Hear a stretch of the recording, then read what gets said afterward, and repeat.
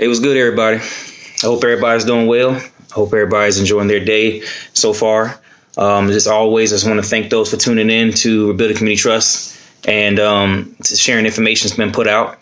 I hope everyone took the time to look at the two teachings, exclusionary rule and the fruit of poisonous tree doctrine. I hope that the teachings helped and educated those needed to hear it. It's uncommon knowledge is something that not always talked about, but it definitely could help someone or just get you education or knowledge on the topic. For those who are new, welcome to the site. Welcome to the page. Please check out the material that's on the page, www.rebuildingcommunitytrust.org. This site is dedicated to those who wants to know more about law and the issues thereof. Please share the material, spread it around for those who need to hear it.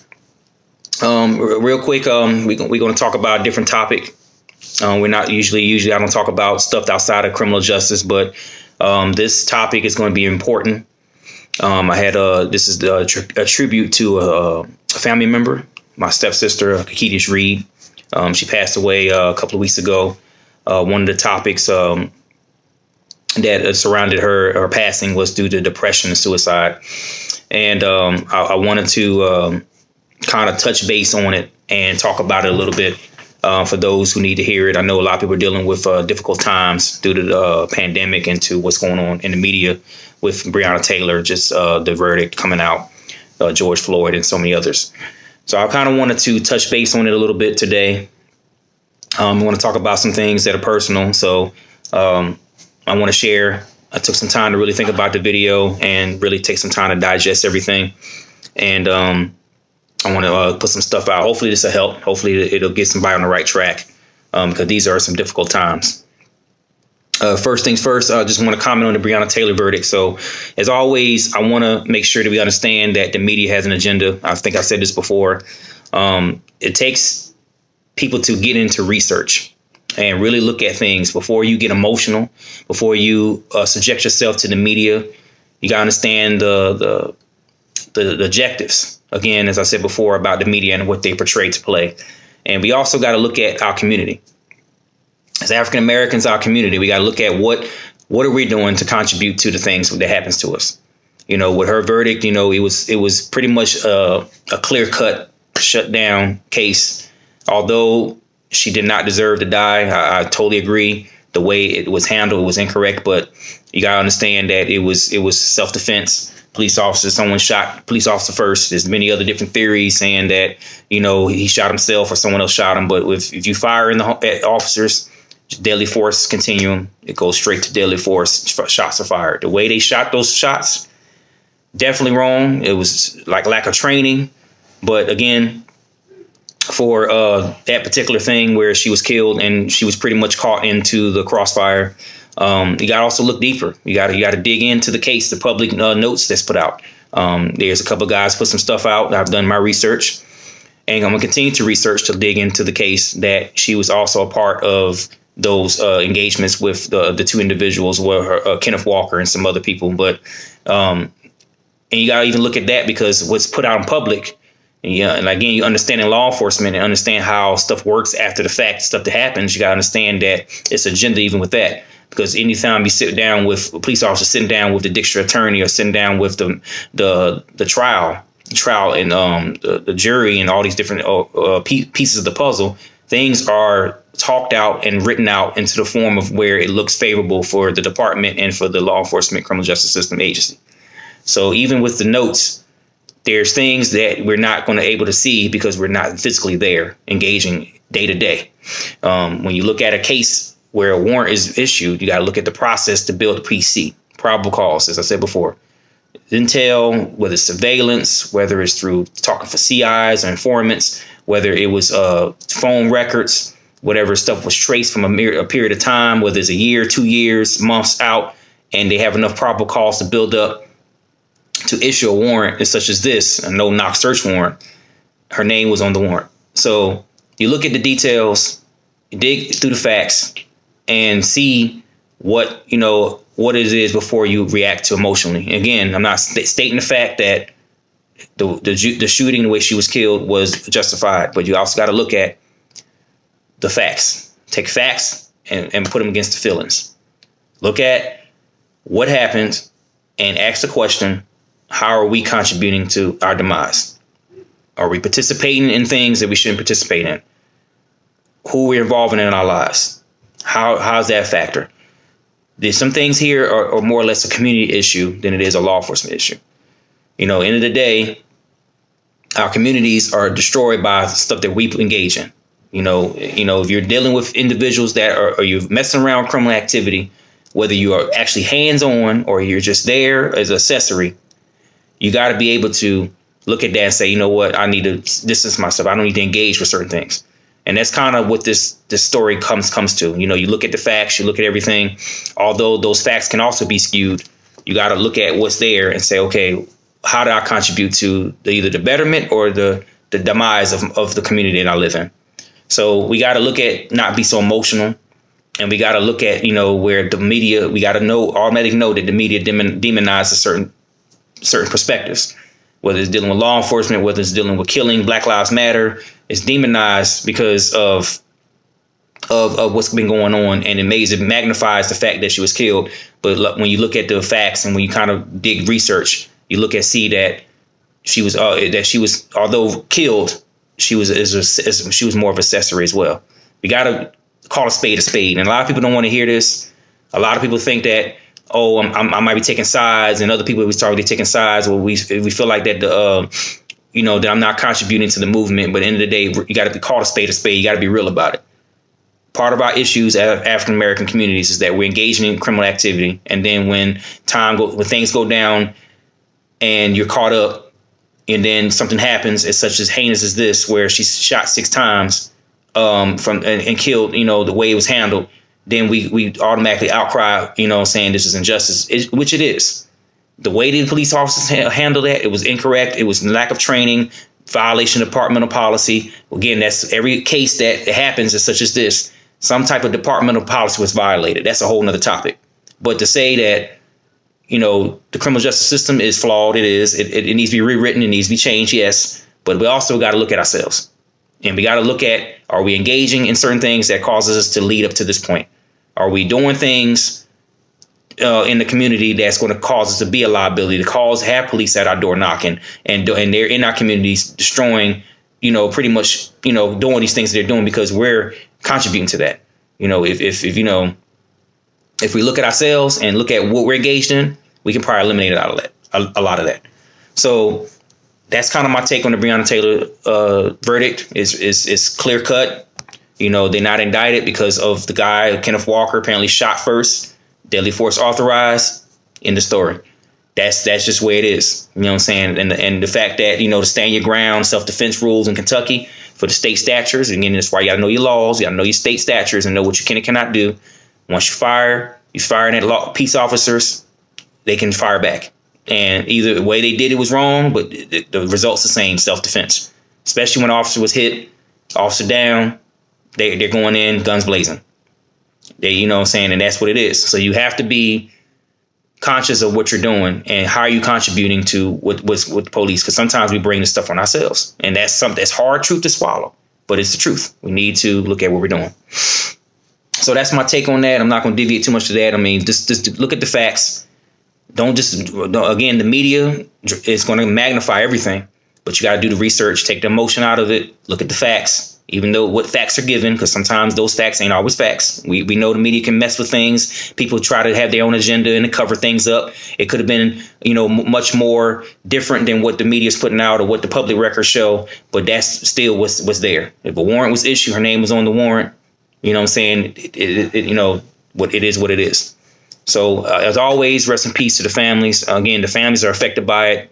What's going on in the world, those who are affected by it, those who are engaged with the protests and demonstrators. Again, I don't support the looting and destroying property, but in the sense, justice still need to be served. And end of the day, justice is not what we thought it was going to be. And we know the system is flawed. But at the end of the day, you got to know your laws and know that at the end of the day, if the shot wasn't fired or if she wasn't at the wrong place at the wrong time, things could have been different. She could have been alive, but it didn't play that way. So that's that. First thing with this topic with depression, suicide. I want to say rest in peace to my stepsisters, my stepdad. A lot of individuals that's suffering right now. They're still hurting from her, my stepsister passing. Prayers and rest in peace to her for forever. But depression and suicide. This is a topic that I'm used to because I constantly see it all the time. I see depression a lot. I see it in my work center. I see it in I see it at people in my family, and it's a hard time, especially between what's going on between the pandemic and people not able to work and not people is having a hard time financially. It's a lot of factors. People are dealing with depression and suicide. With Kiki, from what I remember her, she was something special. She was an advocate in her own right. And she was an inspiring musician. We grew up together. She was very positive, and she was loved by family. She had struggled a lot with different things, but we had good times. Every time I spoke with her, we always had good times. We never had an issue, and she was a good person at heart. I mean, she went on her own path. I went on my own path, but we always had a good vibes when we came together. It's just that from what I've heard, I know the time I've talked to her, she's dealt with a lot. She had a lot of stuff going on with her personally. And, with depression, we have in the textbook definitions, we have, people's interpretation of what depression is. But, from the textbook or from psychologists, but, weight loss or energy, not having energy, not sleeping, you feeling worthless or guilty, concentrating on making decisions, thoughts of death and ending your life. But, depression is just everyday living. And with African Americans as a whole, and not just African Americans, all people deal with it. It don't matter the race. But when you're African American and you're dealing with certain conditions and environmental variables where you're not able to find work, or you're dealing with depression, trauma, you're dealing with life changing events. Everyone deals with it differently. So I know with her, she was going through some different trials and tribulations, and it affected her mentally. The parents, she didn't have a strong foundational upbringing. So those play a role. And then she was trying to live her life and find her way. And, when you integrate other variables into your life that are negative, I'm not going to go too deep into it. It changes the mindset of the person, and they look at life as worthless. And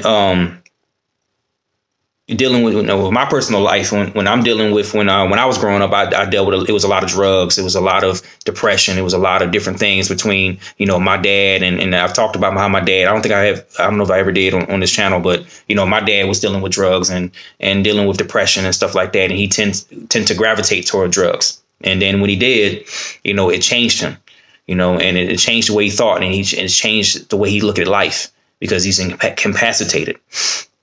And the choices that we make, we got to look at the choices that we make, because sometimes our decisions are you based on facts, or you based on feelings.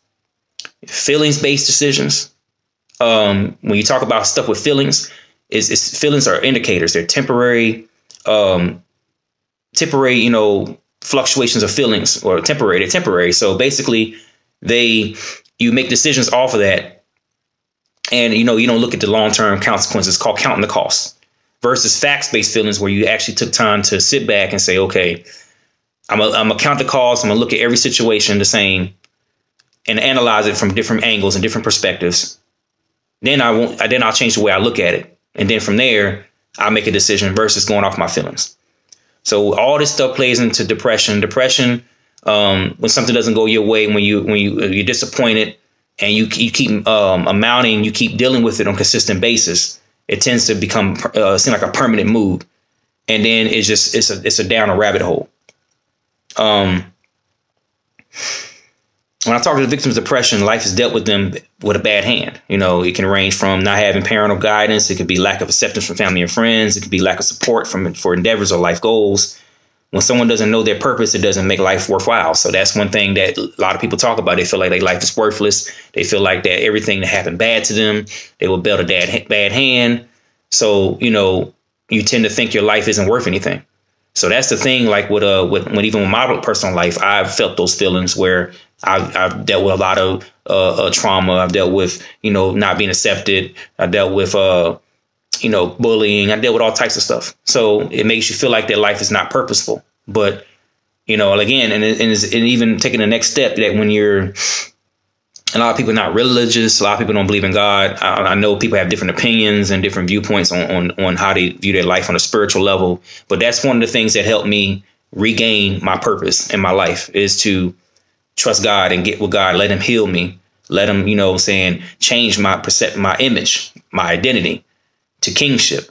And when you're a king, or a queen, rather, then you see your life as purpose. You have something to contribute. So you take those traumatic events, you take those different things, and you incorporate it into a purpose-filled life.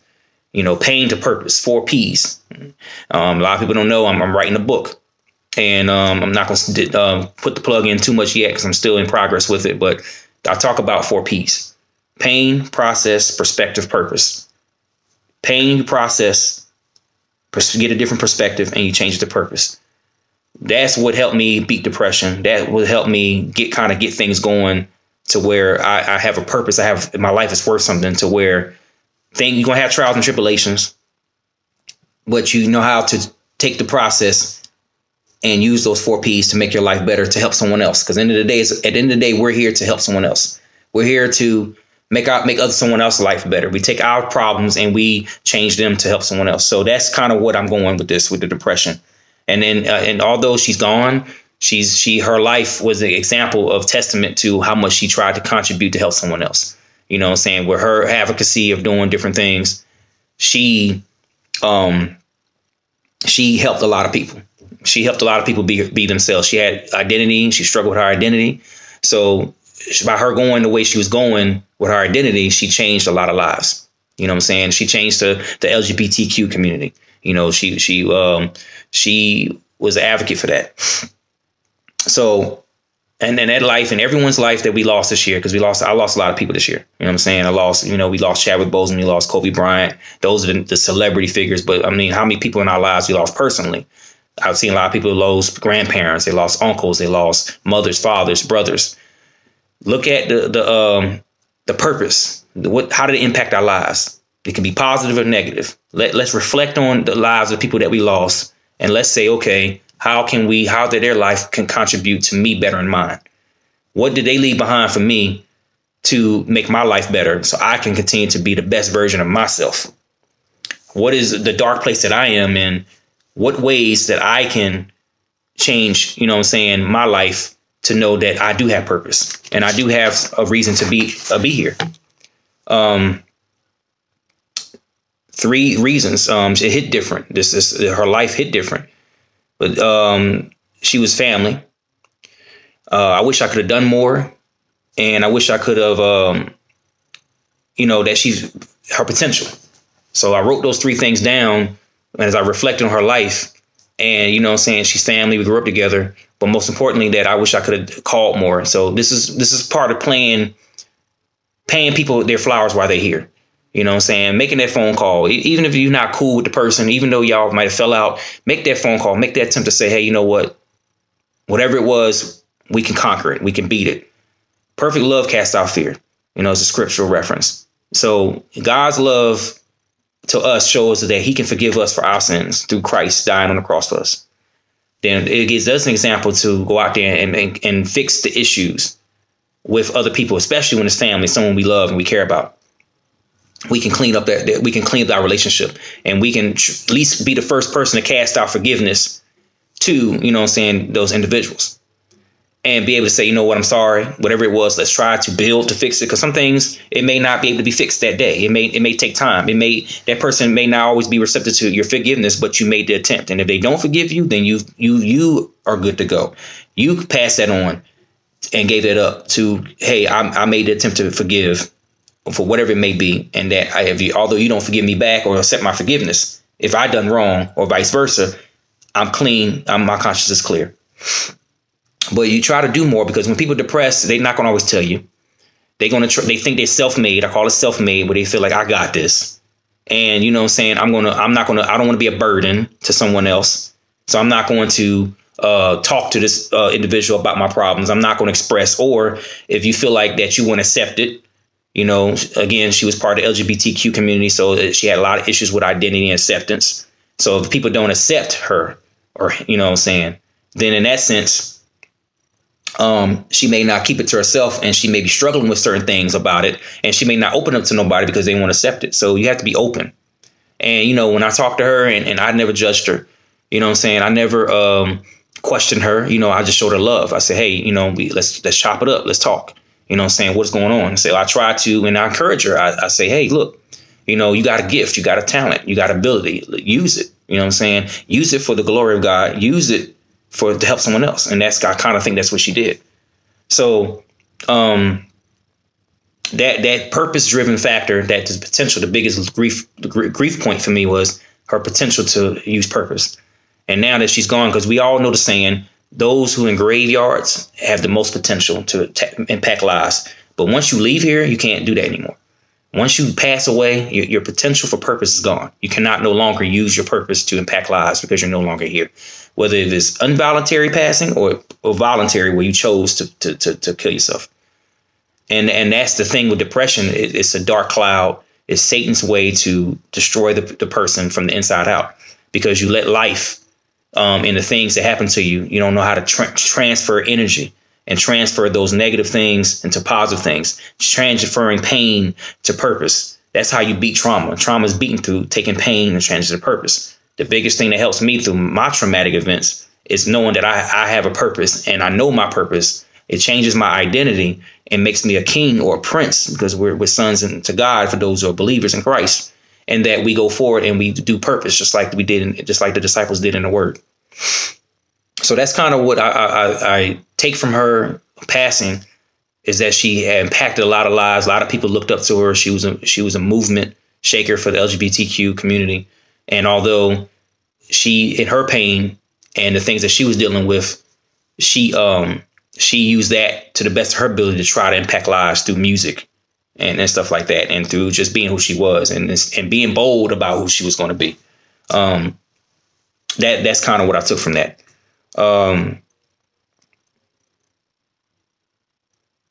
So, you know, depression is a real thing. This is September is Suicide Prevention Month. So I know we talk about these things. It may look small to some. People might ask the question, you don't know what I've been through. You know, you don't know is how hard it is. And you know, and each traumatic experience is different. I said the same things when I was going through certain things, when I lost my father, when I went through a lot of traumatic experiences. I felt like I was by myself. But once you connect with the Most High, He changes that perspective. He gives you that perspective shaker. And then it changes it to where you healed. You're going from a resonance to a reference point.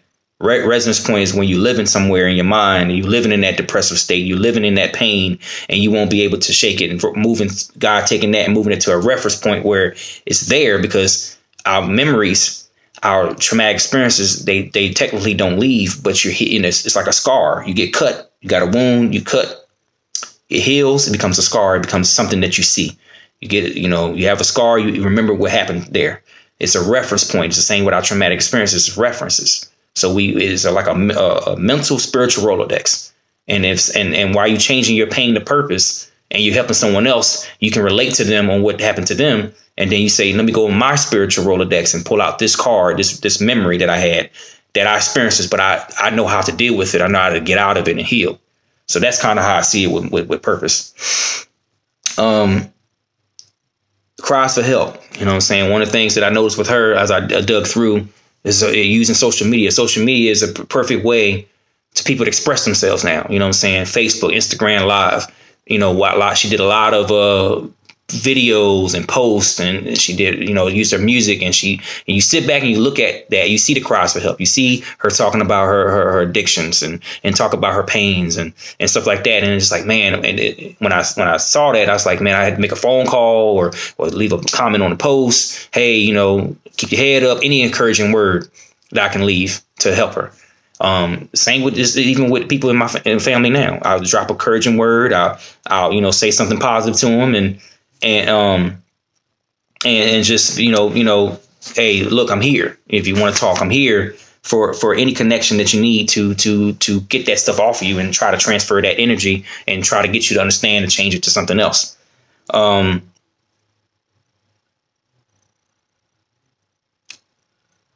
Counseling, having someone there, it depends, you know what I'm saying, how close you are to that person. If you're close to them and, you know, if that person reaches out to you, you try to listen. You try to being a good listener is key.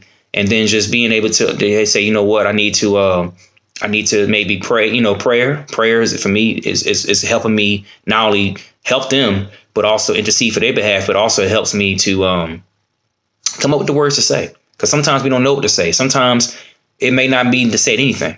It's sometimes just listening and just trying to just be a comforting person to them is sometimes the best thing right at that point. And then if you have things to offer, because sometimes, a lot of times, depending on what it is, I may not be able to relate to that specific thing. So being a good listener and just support, say, hey, you know, let's talk through it and try to offer some advice if needed, or just try to find resources for them. You know what I'm saying? That's in any aspect of being a assistance or a counsel.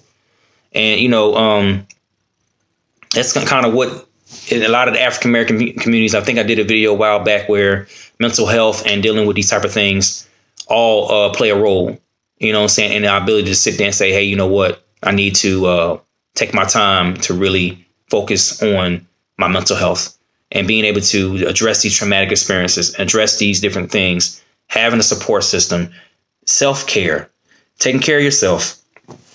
Whether it is something, a hobby, whether you like to go somewhere, whatever it is that you like to do, find some self-care to take care of yourself. Excuse me. So I'm trying to really point out some factors and see, you know, what, you know, if I'm touching on everything, but just some of the things that I've experienced with dealing with people with depression, talking to different people. I noticed a commonality is this trauma, people dealing with traumatic events, and then people tend to bury those things. And when you bury stuff, it resurfaces. It's called triggers. Triggers are the buttons that wherever's buried comes back up. It could be something someone says. It could be something someone does. It could be something that, you know, a dream, or it could be a bad day, and it's a trigger. Triggers are the buttons that bring stuff out the surface. So burying trauma and burying issues with your past or traumatic experiences, you know, it doesn't work. A lot of people don't tend to face things head on, and sometimes it's too painful to face head on. But the most courageous thing you can do is face the trauma, face the pain, face the version of yourself back at that time, and face it head on and address it and deal with it. And if it takes a minute, it takes a minute. If it requires support, then ask for support. You can't do this by yourself. I've tried it. I tried to be self-made. I got it. But it just ended up destroying you in the process. It never accomplishes anything. You have to look it in the face, reach out to to our Father, reach out to the Most High. And that's where the process begins, because He can take it all on. And then build your support system. If you got to go to therapy, counseling, whether you got to have a friend, someone that has grace for you, not just a friend where they there for their agenda, or they just there because they, you know, want to, you know, they there because they have to be. Have someone who has the grace to understand your trauma, because everyone isn't built for dealing with the type of trauma, especially if it's really bad trauma, the stuff that's really, you know what I'm saying, that makes a person's skin crawl. You have someone to have the grace for you to say, I'm here, I'm intently, truly here for you, and be able to support you through those times, because that's what's going to take. It's like a fight. You're going to have to fight through it. You're going to have to put the work in for yourself to better yourself. In order to overcome trauma, you have to put the work in. And a lot of people don't want to address it because it's too much for them. They just rather bury it and try to carry their life out and live a life as if it never happened. But again, a trigger hit and it resurfaces again. No matter how long or how deep you try to bury something, you bury it just for the first surface, or you try to bury it 6 to 8 feet deep, a trigger is going to come and it's going to rise back up. Deal with it head on. Put your support systems in place. The Most High, again, I know a lot of people don't want to believe in God, but that's honestly, when I'm sitting here telling you what's working is going to the Father, is going to God, is prayer, is opening out the Word of God and getting into it, is prayer, getting the encounter. That encounter is what saved me from the trauma. The encounter is what saved me to change pain to purpose. It's not just by my own self. Even with having a support system, if I don't have that internal spiritual structure in place to help me really dig deep and look at the trauma and give me the supernatural strength to do it, yeah, I can have a support system, but the support system is to supplement what the Most High is already doing. So our spiritual structure has to be in place in order to heal from trauma, because trauma is something that's tough. It's a tough thing. And if you don't have those things, everything lined up in place, certain things may hold you for a season, but it may not be a lifetime. It's a constant ball and chain effect. You can't break every chain through yourself. You can't break every chain, even with people. You have to have the Most High, because the only one can break the chain and permanently break it, and then help you build to work to stay free. Because freedom isn't just something you get one time. Freedom has to be maintained. There's maintenance requirements for freedom. Freedom has to be continuous. It has to constantly be worked at in order to stay free from those traumatic experiences and that depression. So people have to understand how much work it does take to get out of it. And the patience with yourself, being kind to yourself is also another thing. Taking time to know, yeah, you're going to have shortcomings and relapses, but you got to be patient with yourself. You got to be kind to yourself through the process, especially if it's something that you contributed to your demise, in the sense of maybe you caused some of those issues. Maybe you're the reason you made a bad decision. You encountered the wrong thing, or you dealt with the wrong person, or you was in the wrong place at the wrong time. You can have a lot of self-guilt, but you got to be kind to yourself and be patient with yourself in the process of growing. So you'll know, okay, I need to know I did wrong. I know I messed up, but I have grace for myself. I have God forgives us, because he does.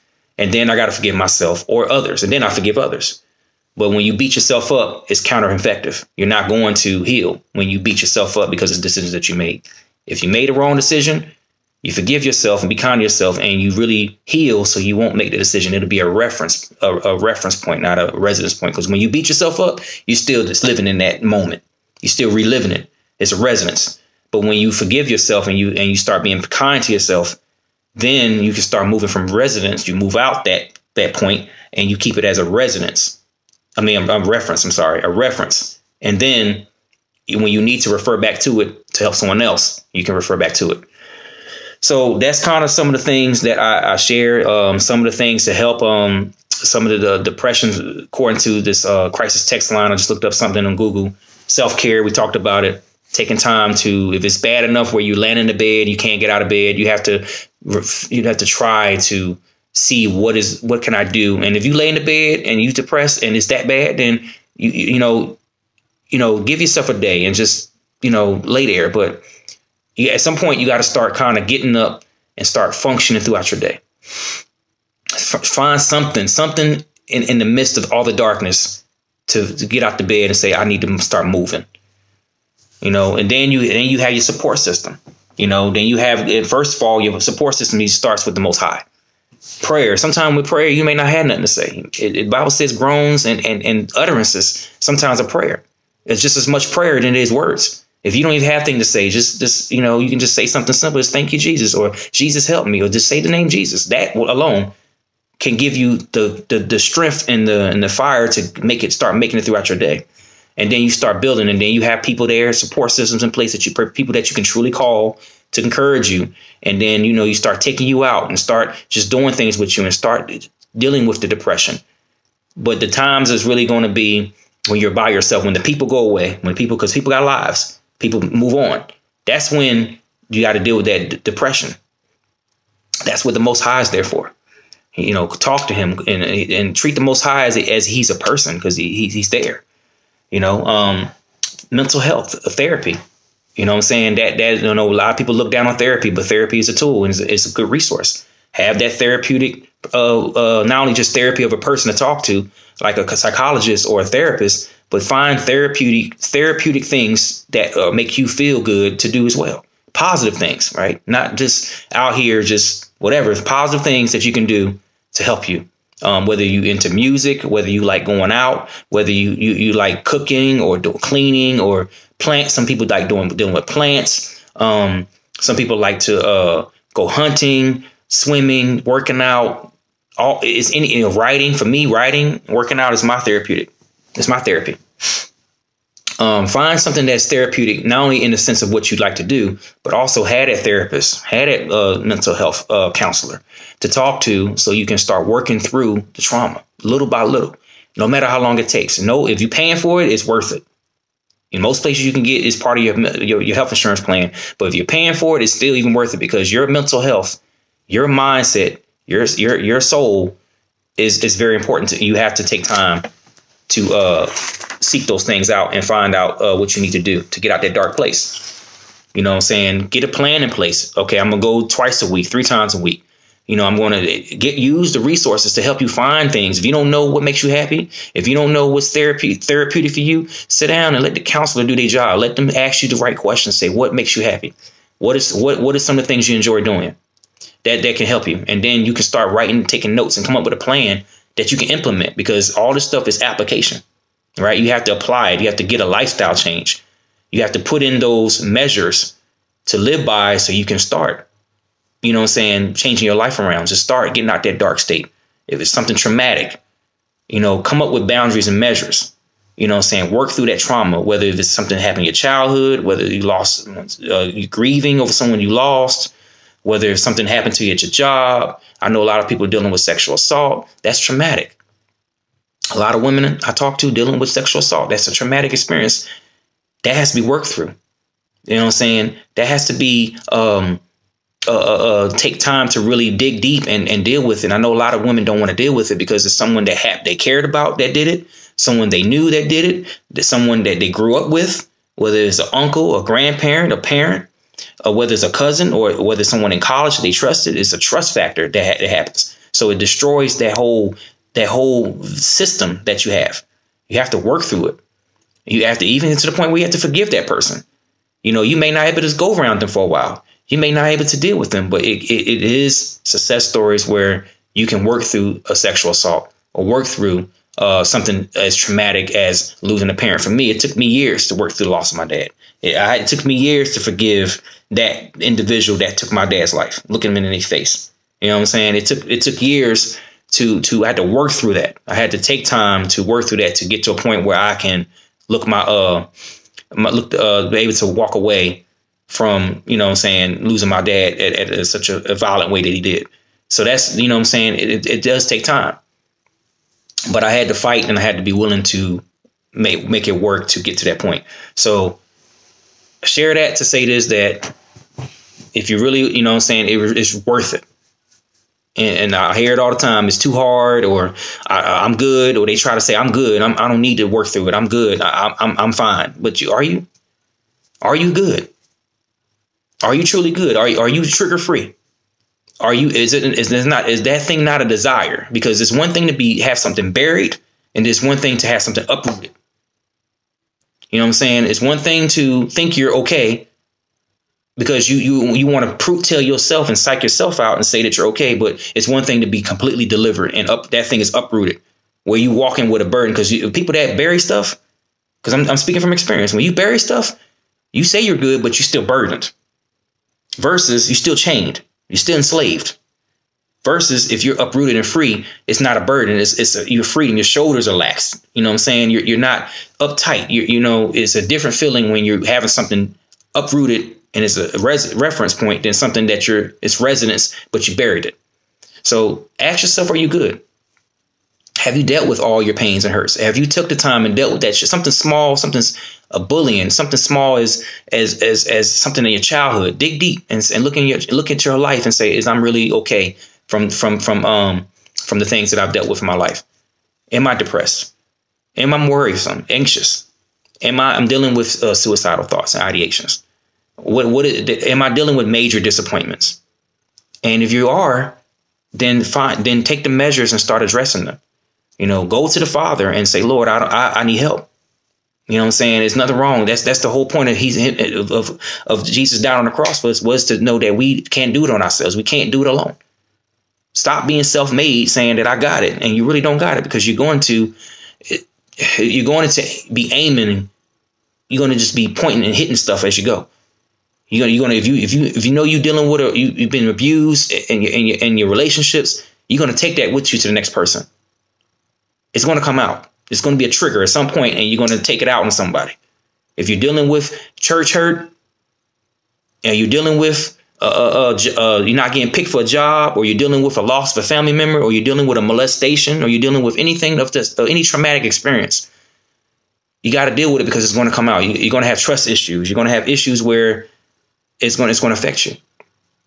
So, not to keep going in too long, I just want to say, and another last thing I forgot to touch on is life insurance. So that's one of the things I know I've been saying, IULs, life insurance, but this is a testament, because one of the things we had as a whole that she didn't have any life insurance, and it took a minute to get the money to get her, but we got her sent off properly. And salute to all the, the director, funeral home directors, and those we were working with the family and stuff that I've been hearing, that we got taken care of and send her off properly. But that's important. That's why I say it. I don't say it just to say it for my health. I say it because people, if if you're not even doing it through IULs, you're not doing it through any type of other way, have something in place for life insurance. So when your people pass, you won't be struggling and trying to get them taken care of. Make sure you have things in place, and whether if it's through any company, whole term life, whatever, index strategies, whatever way that you have some type of life insurance policy, have some type of will to where you can design for something happens to you, because life isn't promised, and have something in place to where you can, your family members are taken care of, you're taken care of. So especially if you're a parent and you got children, you need to have a will. You need to have something in place to where if something happens to yourself as a parent, your kids are all taken care of, whether they're young or whether they're old. You know what I'm saying? Have something in place, because our lives isn't promised. And even I'm speaking to myself. I need to tighten up on some stuff in my life.